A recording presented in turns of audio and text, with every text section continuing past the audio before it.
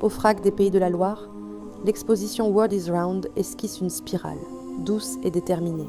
Pour ce 35e programme de résidence internationale, la commissaire Marie de Brugerolles a réuni 4 artistes, Anna Wittenberg, Kirsten Mosher, Martin Vongrej et Mads Lindberg, en dialogue avec des œuvres de la collection du FRAC. World is Round n'est pas une ligne droite, c'est une succession de détours. Une toupie qui retombe sur ses lettres. À l'entrée, une œuvre intrigue. Une barrière métallique, découpée en son centre comme un cercle parfait. Un geste simple signé Kirsten Mosher, qui transforme l'obstacle en passage. Le langage se tord, s'ouvre, se traverse. Un FRAC est un fonds régional d'art contemporain.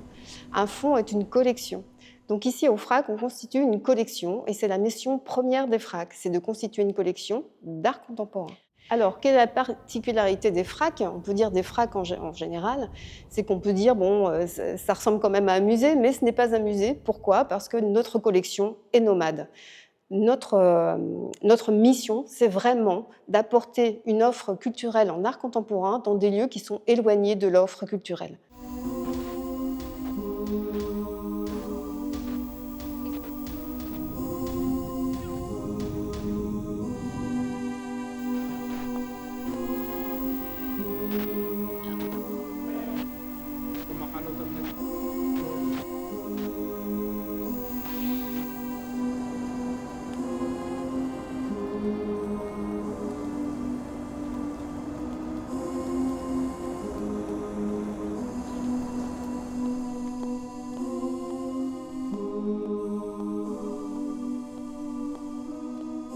Alors, dans l'exposition qui est présentée actuellement, qui s'appelle World is Round, ce qui est un peu spécifique, c'est de voir un peu toute la diversité des œuvres d'art. C'est un peu la spécificité ici au FRAC.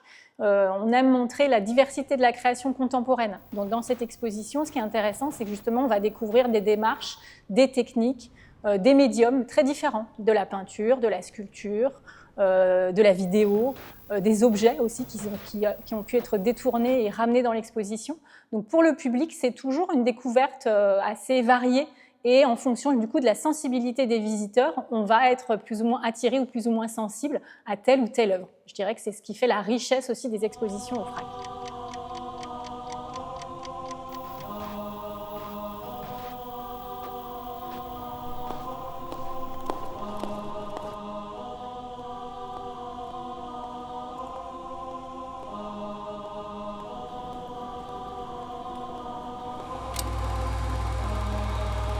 Donc, il y a une œuvre ici au FRAC qui est assez emblématique et qui s'inscrit vraiment dans le bâtiment, c'est l'œuvre de Raphaël Ilias. C'est une œuvre qu'on découvre dans le couloir qui sépare un peu les espaces ici au FRAC, de la grande salle de la petite salle.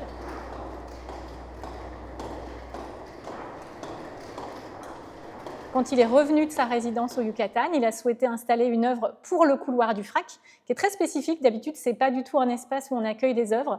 Là, il a choisi d'investir le plafond de ce couloir et de créer une œuvre qui se déplace avec le visiteur. En fait, c'est une sorte de machine qui, quand on la met en marche, va créer comme un immense courant d'air. Le FRAC n'a pas toujours été ici à Carquefou.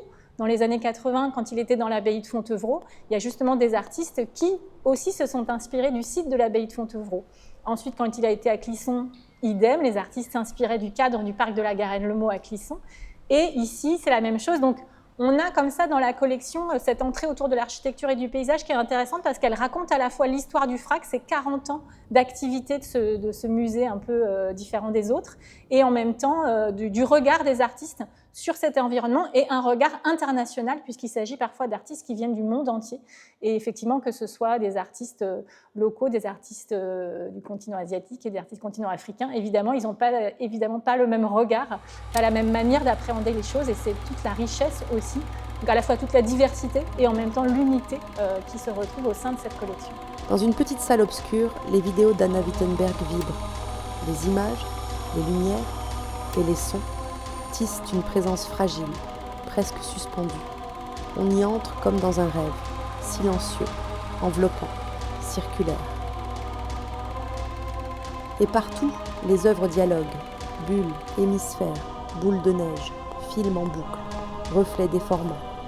Les formes se répondent, se tournent autour. World is Round est une invitation à réaffirmer la rondeur des mots et du monde. Un twist dans le langage, un haïku visuel, un koan plastique. Cette ronde évoque la ritournelle, un refrain qui échappe à la répétition, qui refuse les récits figés et laisse place aux écarts, aux respirations, aux micro-histoires non linéaires. Dans ce paysage mouvant, les œuvres de Lily Dujoury, Jordan Derrien ou Marie Bourget deviennent autant d'échos lointains, autant de fragments mémoriels en suspension. World is Round, c'est une polysphère, une forme à plusieurs voies, à l'intersection des sphères sociales, politiques et poétiques. L'exposition rappelle que nous ne sommes pas des monades isolées, mais des êtres en constante vibration, reliés par des lignes courbes, des mots en mouvement et des images qui tournent sur elles-mêmes. Une expérience à habiter, à écouter, à laisser tourner, comme une idée douce venue de loin.